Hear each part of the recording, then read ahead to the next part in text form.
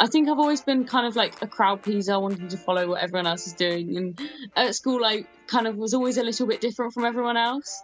I've grown up in a slightly different way. Like, I was never normal, so it was always I wanted to be normal. But I've now realised that I'm different to other people, and that's fine. And I show that I can run pretty well, so that's given me a lot of confidence to realise that just because I'm different doesn't mean that I'm in any way less valuable than anyone else. And it's made me appreciate that I do have the ability to succeed just as much as anyone else, even if I'm not like everyone else.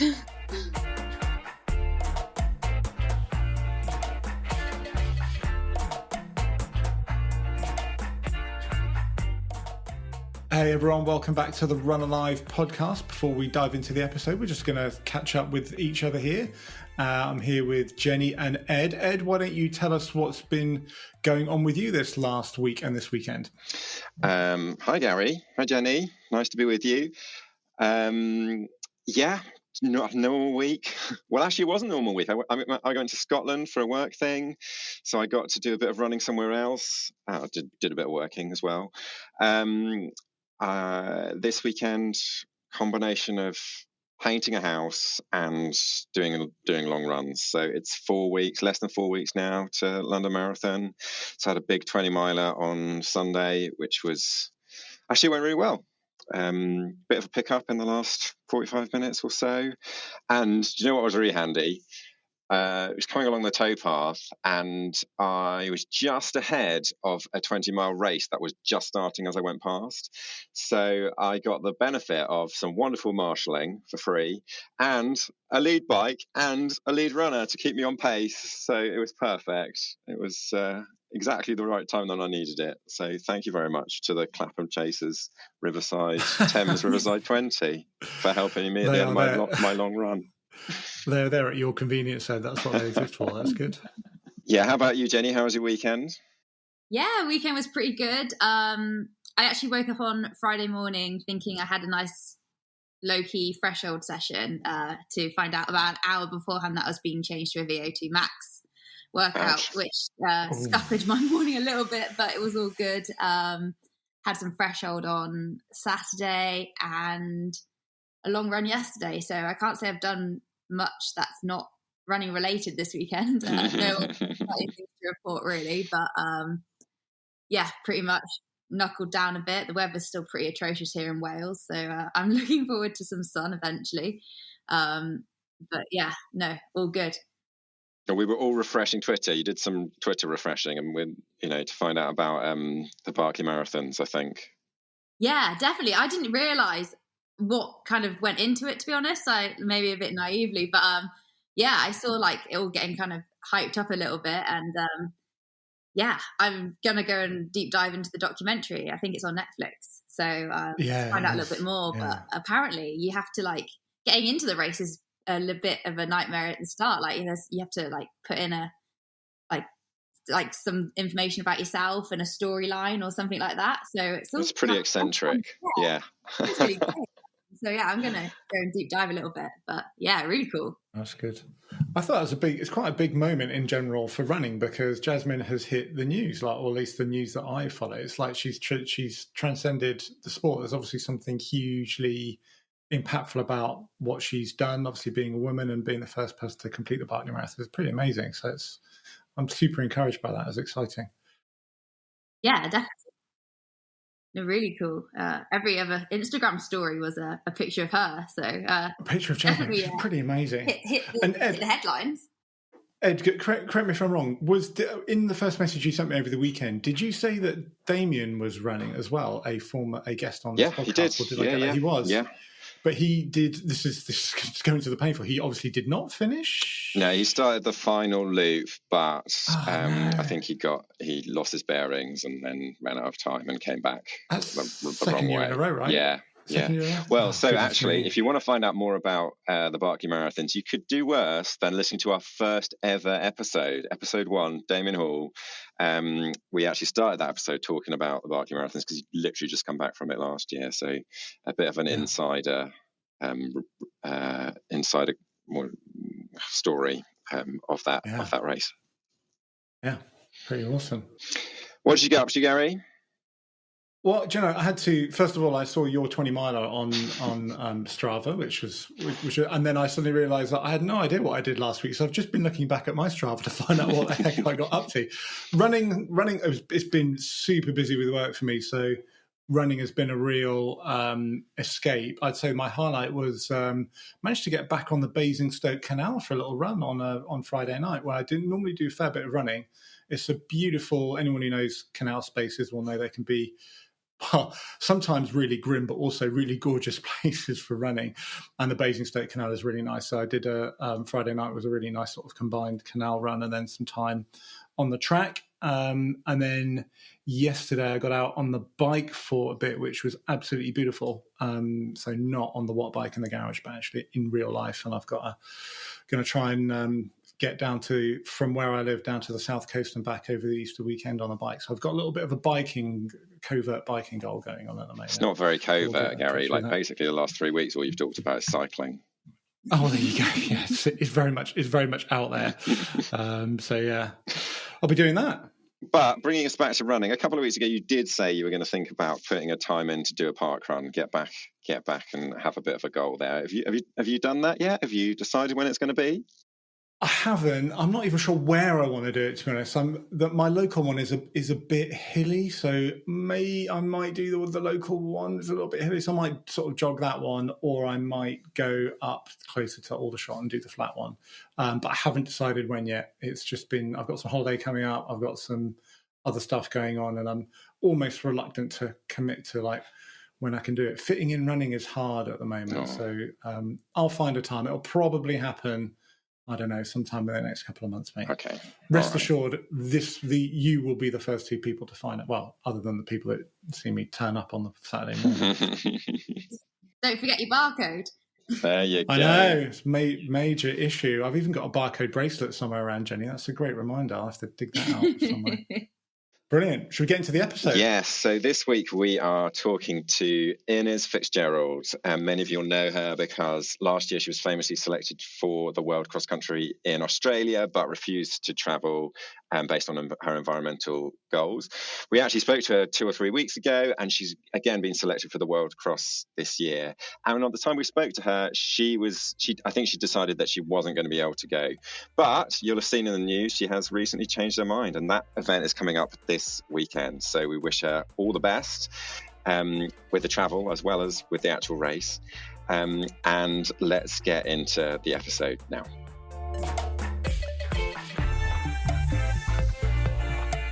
I think it's that thing that Eliud Kipchoge said, that no human is limited, and I feel like that's something that I want to kind of portray in like a female athlete sense, like inspiring those young people to really show them that actually as female athletes we are powerful and we can do a lot in the sport.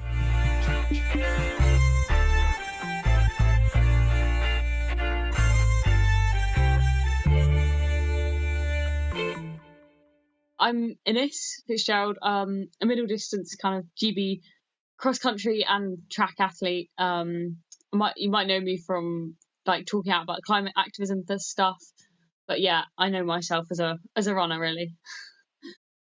Oh, that's awesome! Thank you for joining us on the podcast, Innes.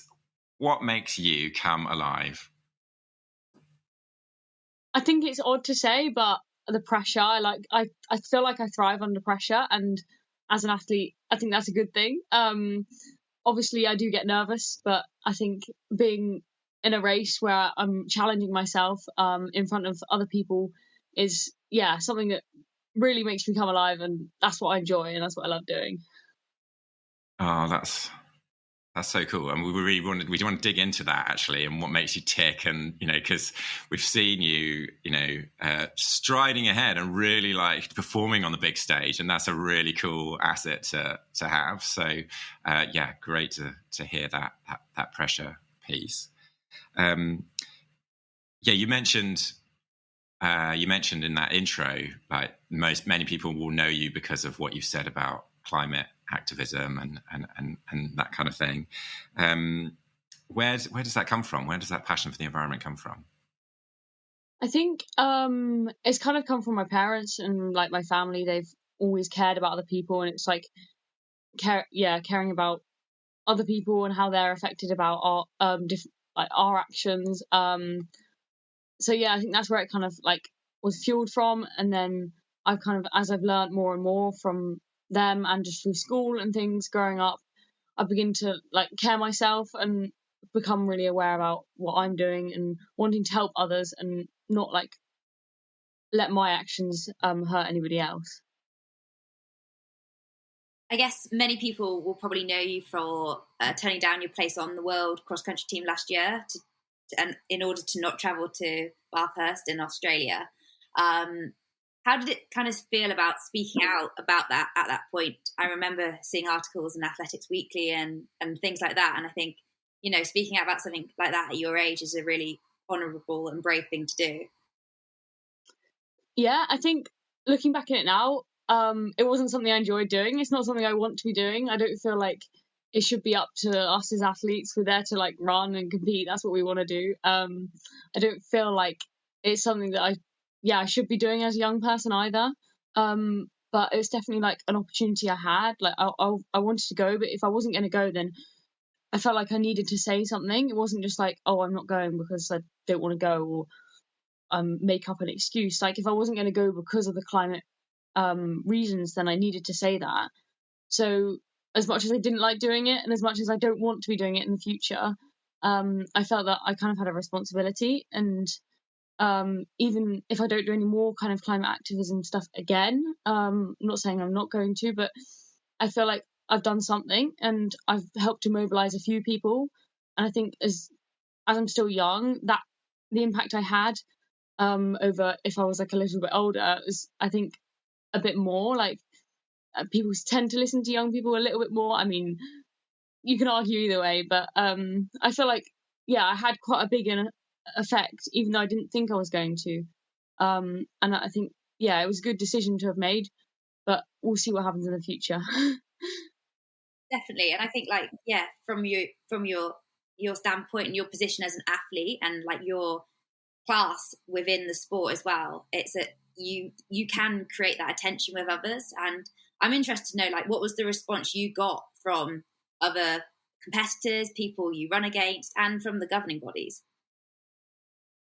Yeah, I mean, many athletes like on the team were supportive. Like when I went to Eurocross, I went on the train, and team members were like, well, if the rest of the team were doing that, then I'd come along on the train. Like it's easier than flying sometimes. When we went to Brussels for the Eurocross, but it's about like the people in power, like the governing bodies and things, like not organising for like train travel and stuff like that when actually it's there and it's accessible. It's just we need to like be taking the opportunities. Obviously some places you can't get to on a train, so then it becomes a little bit more difficult, but just taking those opportunities when we have them, I think, is really important.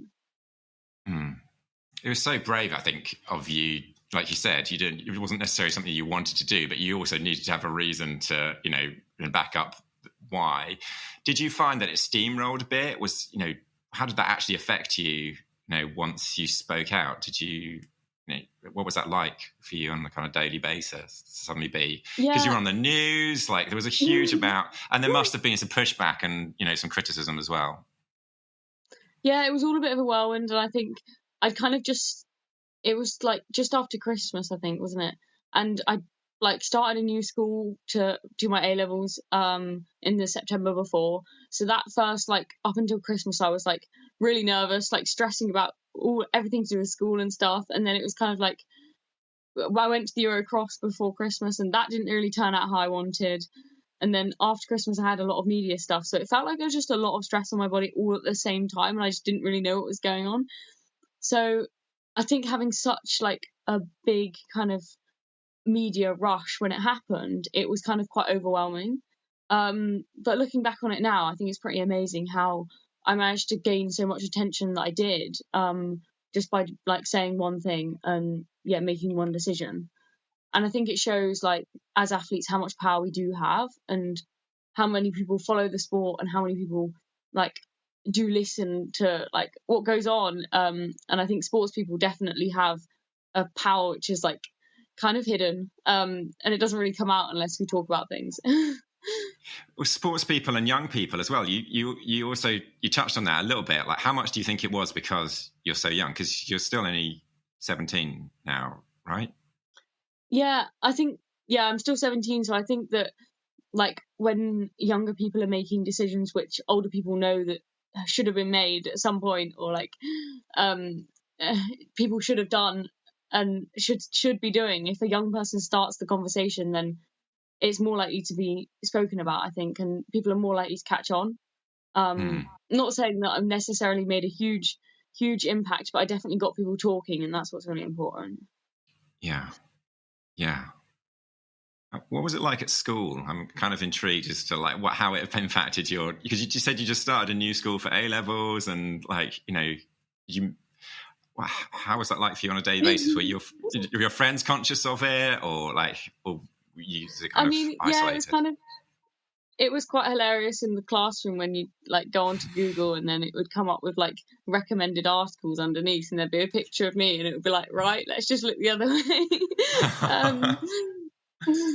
But I think like I joined the school and nobody really knew who I was, and people didn't really catch on to the fact that I was a runner, and until like the first like half term, and then people started to realize who I was. But I think it's in that like school environment, people are like, they're either interested in you or not, so people either know a bit about you or they don't. And unless you're like one of the really popular people, which I'm kind of not, so it's like there's only like a small bubble of people who kind of like are aware of what's going on. So I think, at school it didn't really make much of a difference. But I mean, when teachers were talking about it, I kind of realised that actually I had an impact, and that there were people who were seeing things like on the news and not coming from me. So it showed that I had reached out to quite a lot of people. And when students were saying their parents had said things, it was like, oh, it's good. Like, people are aware of what's going on, and they are finding out about these things, and I have made quite a big difference. Yeah, definitely. I mean, even the fact that we're talking to you now, but that's like, it's such an impact that that decision and the way that you kind of spoke about it, and so carefully and so openly did as well. You were actually recognised for that, weren't you, later in the year? So you were awarded the BBC Young Green Sports Awards. How was that? Did you feel like that was a kind of how did that feel to be recognised for that? It was a bit of a shock, I think, at the time, but I really appreciate it, and I felt like I didn't go into like the activism space thinking, oh, I wanted to win awards. Like, I just wanted to talk about what I cared about. And so it was a bit of a surprise to be contacted and be presented with such an amazing award, really. But I think it shows that it's really nice to be show that people care, and that to get some appreciation for the work I put in, even though I wasn't expecting that at all. And you were awarded it alongside other people who've done amazing things, speaking out about the environment and stuff as well. So how did that feel to kind of be recognised alongside them as well? Yeah, really good. I mean, Dale, Vince, Sebco, loads of other people were there. It was a pretty amazing experience. And it just shows that there are more of us who are talking out about it. It's not just me. There are other people. And I think it's really good for the BBC to be awarding these awards, because it just shows that there are a lot of people that care, and it's not just a small bubble of kind of climate hippies. Yeah, you've done a lot to bring awareness and to bring it much more into the front line. Actually, our very first interviewee on episode 1 of the Run Live podcast was Damien Hall, and so you're part of the Green Runners as well, aren't you? Yeah, I mean, I'm a member. I don't really have an active role. Okay, yeah. So it's really cool, that just to hear and to see, what Damien is doing through that, and now to be speaking to you is, I mean, you sort of said that it's not really something you want to have to continue doing, but presumably it is something that you are going to continue doing until you see change, or you feel really passionate about this, don't you? So yeah, I mean, I think it's tricky because I want to be a runner. That's what I want to do. I want to compete like on the world stage and get medals. That's what I'm here to do. But I feel like I don't want the activism side of things to like impact that at all. And I don't feel like I should have to compromise any of my running. But if there are little things I can do along the side, then why shouldn't I? If I've got some time and I've got the capacity to do it, then it's my responsibility to do it. I always feel anyway.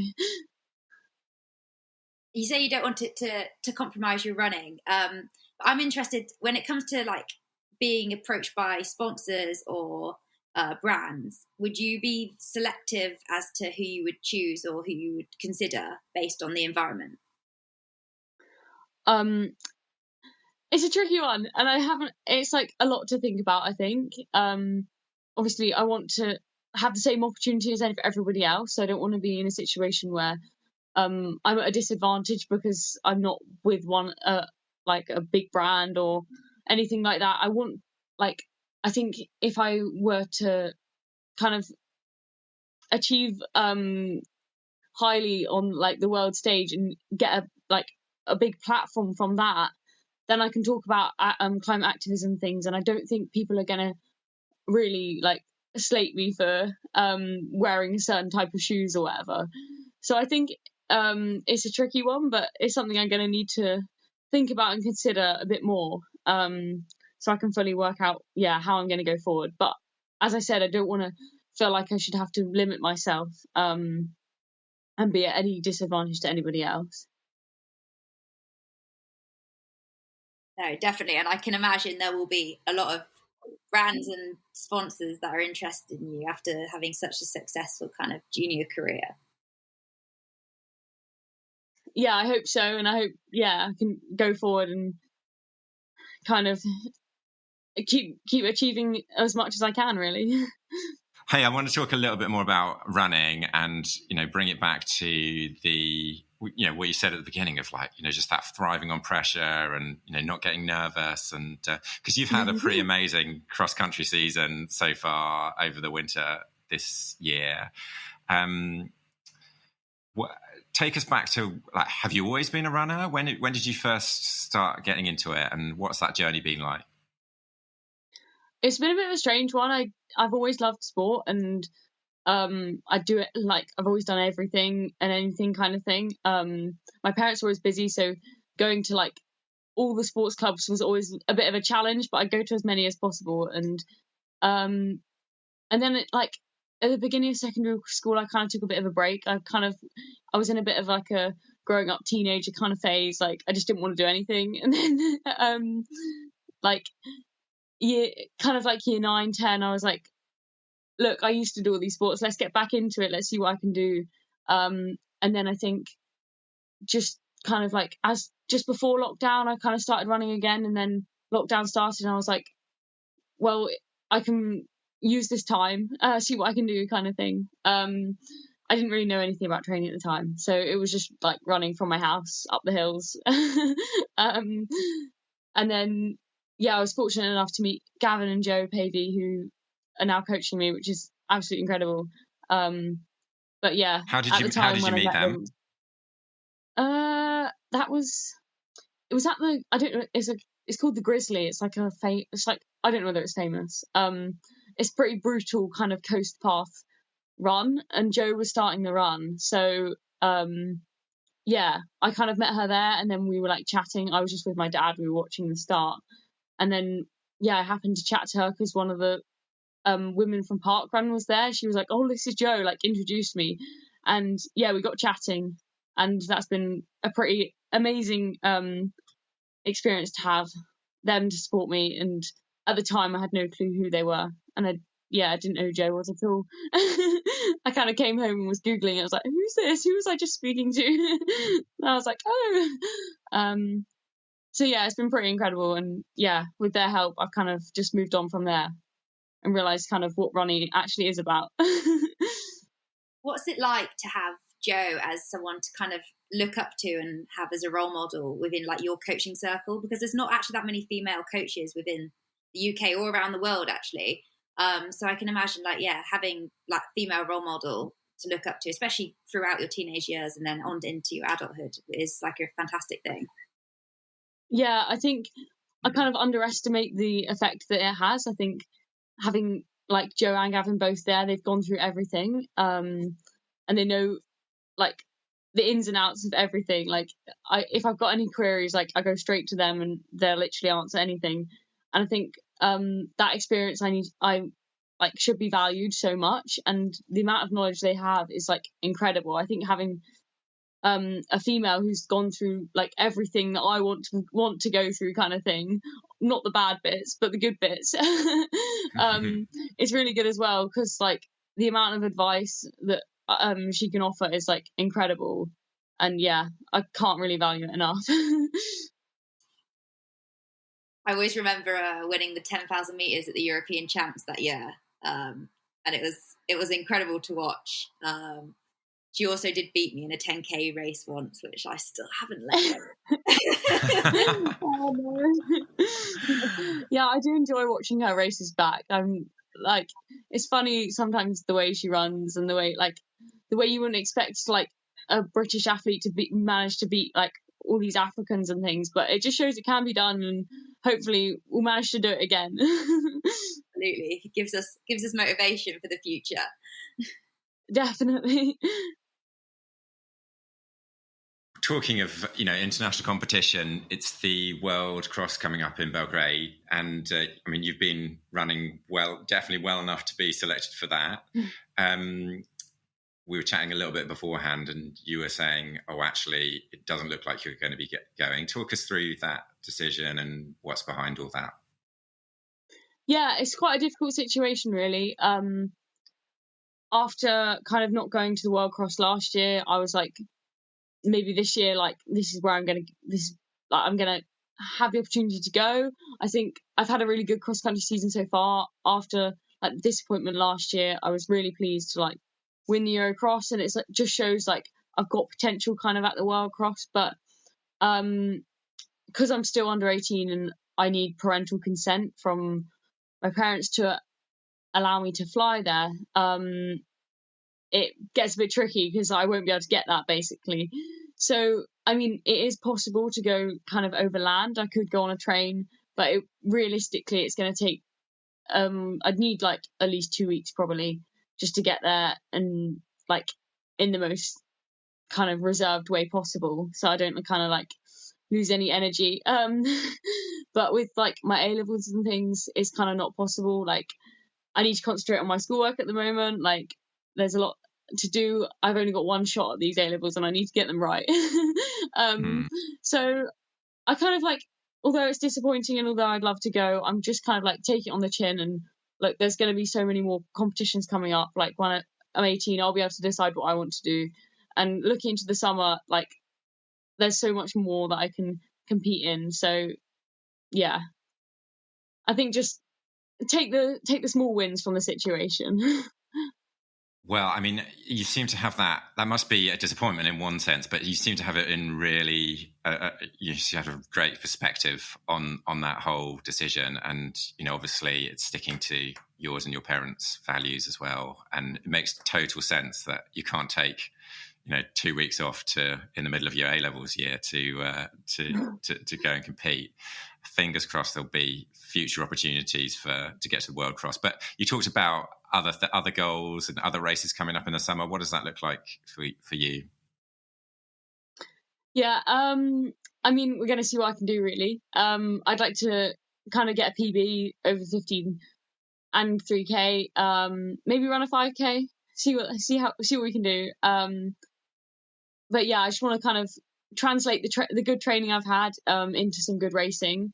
And see what we can do. There's the World Under 20 is I think it's in Peru, which I'm considering. Obviously, it will be all up to me. So I can kind of work out what I'm going to do. But yeah, I feel like I could give that a good shot. And yeah, that might be something that we're working towards. But as of yet, I just want to see how fast I can run, kind of thing, and just enjoy it. One thing that always amazes me is every time you race, regardless of whether it's a head-to-head, like someone right by your side, or you are like miles ahead of everybody else, you push yourself to the limit every single time. And I want to know where that like inner drive and desire comes to be able to do that every time you put yourself out there. I think it's that thing. I just never want to sell myself short. I never want to leave anything down to chance. I feel like that's kind of it's come from like not really knowing much about running. I'm kind of like, I just need to get away from everyone. But I feel like in the future I definitely gonna need to work on my tactics a little bit. But yeah, it's like I always want to just do as well as I can, and whether that's like running as fast as I can, that's like a challenge I want to put on myself, and that's what I enjoy. I enjoy the pressure of putting that on me. So like, yeah, if I can run as fast as I can, then that's a bonus if I win as well. Yeah, and I think that comes down to what you said at the beginning as well. That sense of you love being on the start line, you love that sense of performance, you don't get nervous. I've noticed that as well, what Jenny said, you just really put everything out there. Is that something that just you've had to work on, or is it just an innate motivation that you've always had? I think it's like that thing, like if everybody else in the race is trying as hard as they can, why can't I try as hard as I can? Fair enough. Yeah, so I always just want to put everything out there. If I'm racing, well, I should be putting the same amount of effort in as if I've done a training session. It's like pushing myself as much as I can is only going to benefit me in the future. A good hard effort is going to benefit me with my training, and then when I come to a race which really matters, when maybe it's a bit more tactical, I'll have that bit more training from racing a little bit harder, that I know how to put myself in an uncomfortable place and be able to withstand that and not just break under the discomfort. Do you think you apply that to other areas of your life as well? Because like, I think running kind of crosses over into like all areas of life, but I'd be interested to see if you kind of apply that to other areas of yours as well. Yeah, I'm a very ambitious person. I've always got huge goals, which everyone seems unattainable. But yeah, I'm always pushing myself as hard as possible, and I think running has given me a lot of confidence. I've never been a very outgoing person. I was always a little bit shy in school, but I think since running and since kind of like gaining my purpose, knowing what I'm kind of here for, like I've realized that I'm actually, there's more to me than just like a little timid schoolgirl kind of thing. So yeah, I think that's something which is really I've benefited from running, and yeah, something which I don't know whether I would have got otherwise. Well, that's starting to get to that's this question, which is like the core of this podcast, which is, what is the thing that running has taught you in life? And it sounds to you like confidence is that big thing. Just tell us a little bit more about that. What was it like, and what effect, what you've been able to learn from becoming a better runner, and how that's carried across into other parts of life? Yeah, I think I've always been kind of like a crowd pleaser, wanting to follow what everyone else is doing. And at school, I kind of was always a little bit different from everyone else. I've grown up in a slightly different way, and I was never normal. So it was always I wanted to be normal, but I've now realised that I'm different to other people, and that's fine. And I just need to be confident and kind of like embrace those differences, because I have something else that people don't have. Like, not that no one can run, but I've got I show that I can run pretty well. So it's like that's given me a lot of confidence to realise that just because I'm different doesn't mean that I'm in any way less valuable than anyone else. And it's kind of made me appreciate like that I do have the ability to succeed just as much as anyone else, even if I'm not like everyone else. Wow, that's really inspiring. Thank you. Thank you for sharing that. I love that, I guess. And like, who's kind of influenced your approach to running? And like, got you to where you are today, I guess? Like, how you managed to build that confidence and progress your career? I think no one in particular, but like every time I watch a race, whoever's at the front, whoever's like competing, whoever's like battling it out, that's what I'm always like, that's where I want to be. Like, I look up to anyone who's like achieving well. Even like I get into a whirlwind sometimes. It's not even that I watch running, I'll watch any kind of athletics. I watched Molly Caudry do the pole vault at British Champs, and that was like so incredible. And I was like, you know what, if I could do that, that's where I want to be. Like I feel like that you can do anything if you put your mind to it. And when I look up to anyone who's achieving well, I'm like, good on them.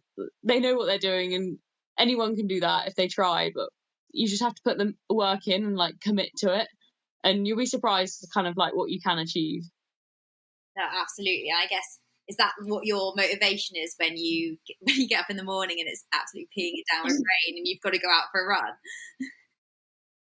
Yeah, I mean, there are definitely those days. British weather.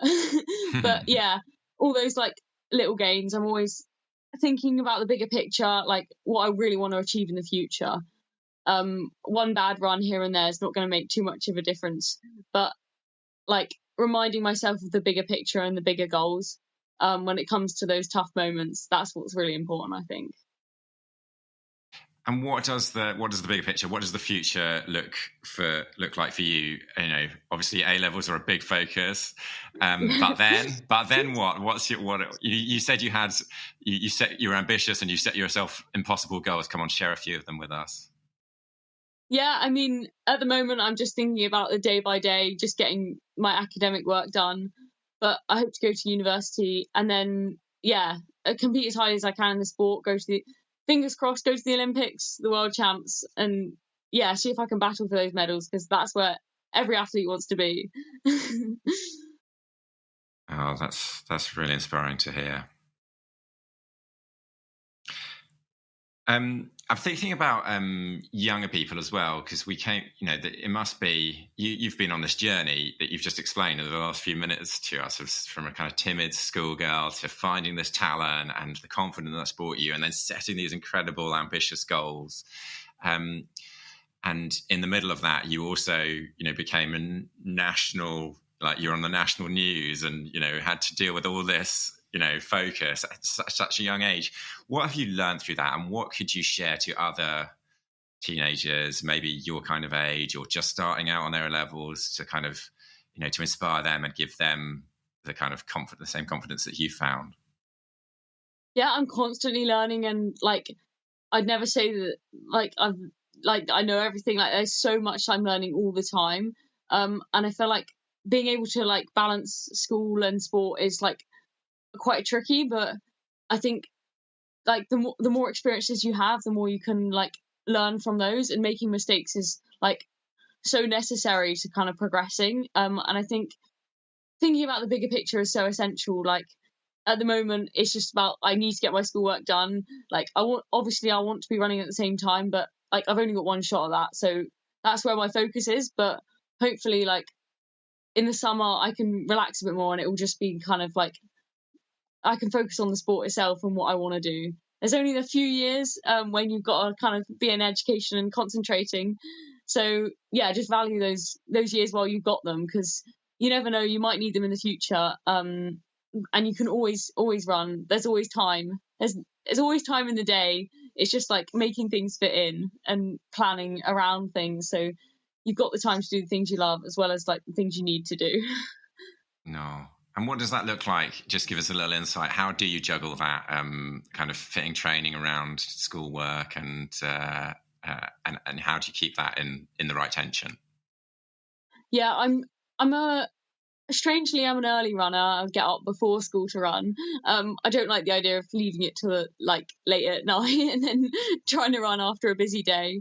It wakes me up in the morning, so yeah, I go out and run, and then obviously school, and I come back, have dinner, do a bit of schoolwork, and then getting that good night's sleep I always find is so essential. Otherwise by the next day it'll be 12 o'clock and I will be half asleep. And yeah, there will be nights when I don't really get much schoolwork done, because it's like I've got to go to training, I've got to go to the track, which is like a 40-minute drive away. But it's about juggling the things kind of when I do have time, doing as much as I can. I find there's a lot more time in school than you think.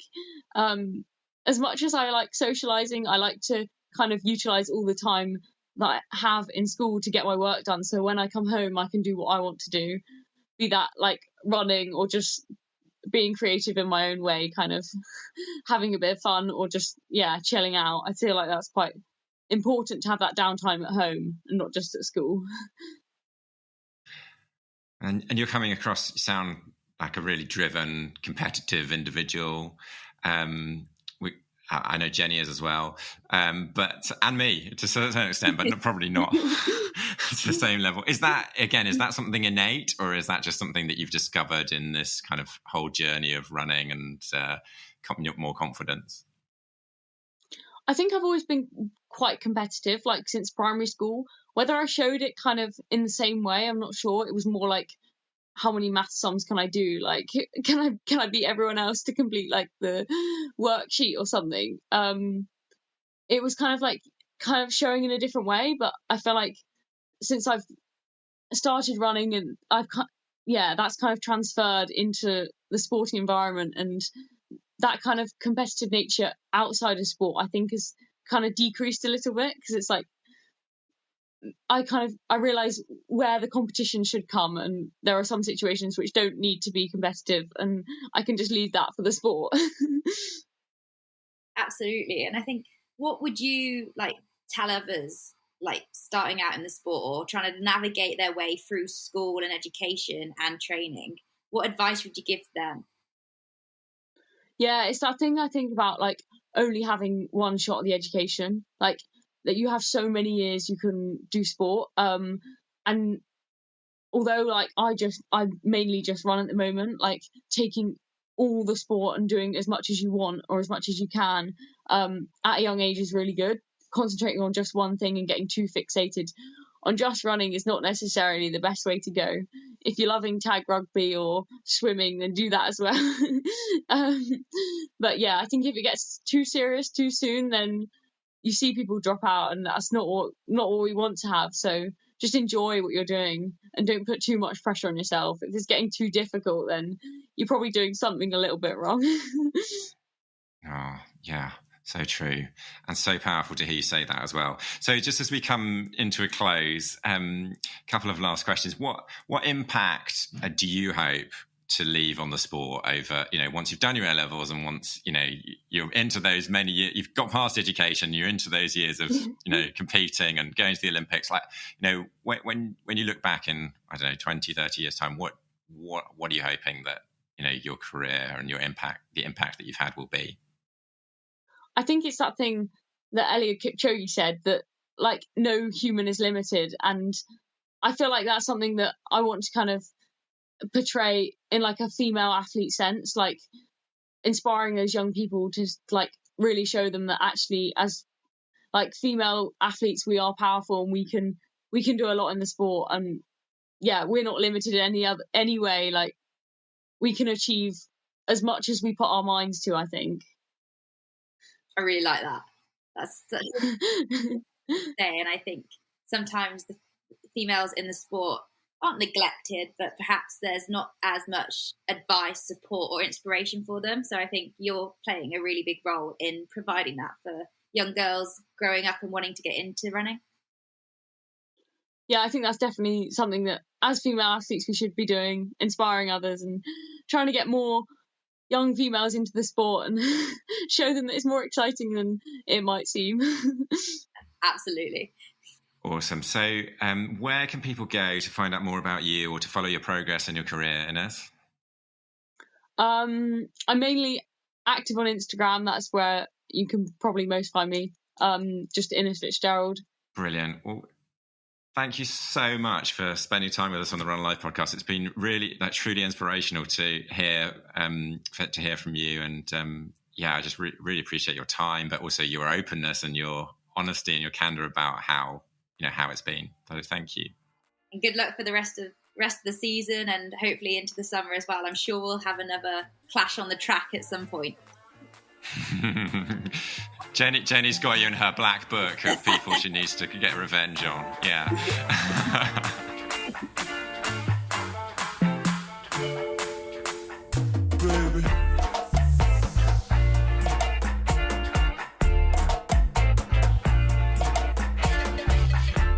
Oh, I feel so inspired once again with another one of our guests. But Innes in particular, gosh, she's such a deep thinker, so inspirational in so many ways. Jenny, what do you take away from it? I really enjoyed the bit when she talked about Eliud Kipchoge and the line that no human is limited, but in kind of regards to the young female athlete and them kind of being powerful and allowing them to show kind of what they're capable of doing through inspiring other girls to kind of go out there and chase their dreams and get involved in whatever that is, whether that is running or education, but her like passion to kind of drive that kind of conversation forward was like really inspiring.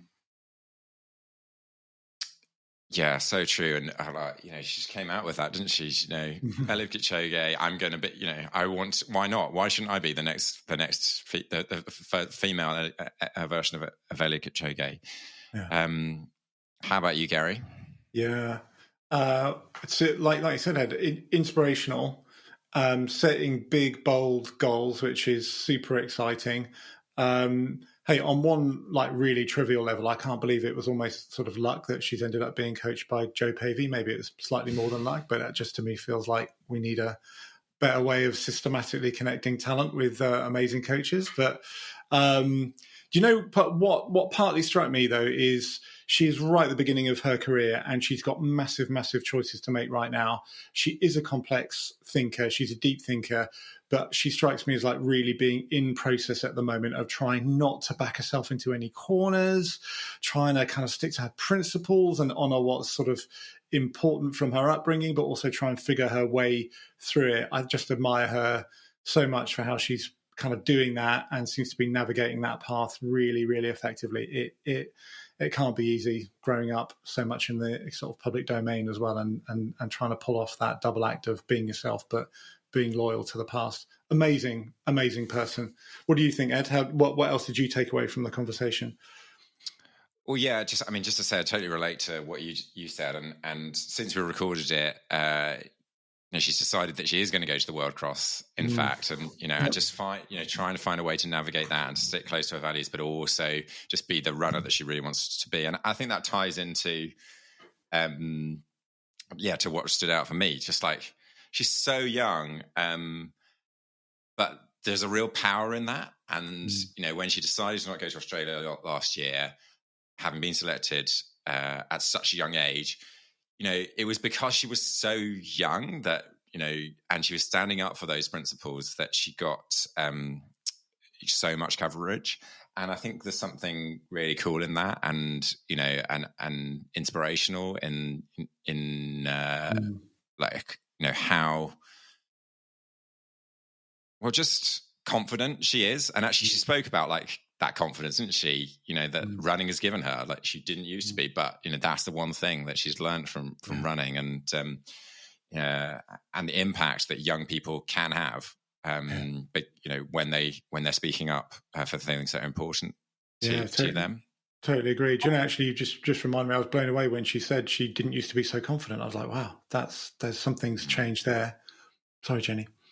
I was going to say, and the fact that she's using perhaps a negative situation or perhaps a situation where she feels like she's missing out in such a positive way, to be able to kind of make a bit of noise and start a conversation around something she's really passionate about and obviously has a massive impact on the decisions she makes as well.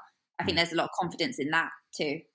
Yeah, for sure. And didn't she say something like, if she's not going to go, then she needs to say why. There needs to be, a reason behind it and a platform that she's built out of it. And goodness me, she did that. Yeah. So Ed, you're right. She is young. She's super inspirational. I think that links to what we would love to offer to our listeners this week, because we've probably all got young people in our lives, right? What are we going to ask people to go out and do after listening to this today? Yeah, I think we've all been inspired, certainly I have, to share this with, you know, my daughter. And we just kind of thought we all must know, you know, some young people that could, you know, just maybe need some encouragement or need some of that confidence given to them. Someone speaking into their lives, just encourage those talents or those giftings or those beliefs that they already have. So our go-to for this week is, who do you know? Who's in your life that you could spend some time this week to just talk to or encourage, or just even send a message to say, hey, you're doing a great job. You know, step into this, push into what you love to do.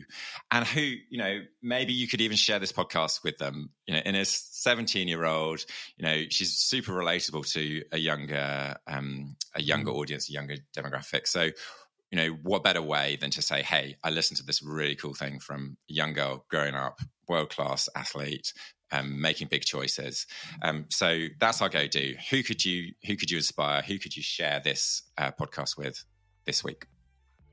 Yeah, perfect. I also think there's something super powerful when someone comes to you and says, you know what, I read this and I thought about you, or I heard this thing and I thought about you. I think that's a gift that you can give to other people. And well, yeah, if it happens to be sharing this podcast, so much the better. Guys, thanks so much for this week. We're coming to the end of the episode. It's been a brilliant interview. It's been great catching up with you both and having this conversation. If you've enjoyed the Run Alive podcast this week, the very best thing you can do is share it, not just with a young person, but share it with anyone of any age, anyone who you think is interested in the deeper journey that goes alongside having running in your life. So rate it, recommend it, share it to others.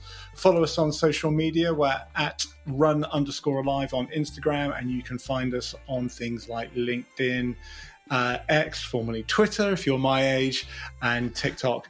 Thanks so much for listening.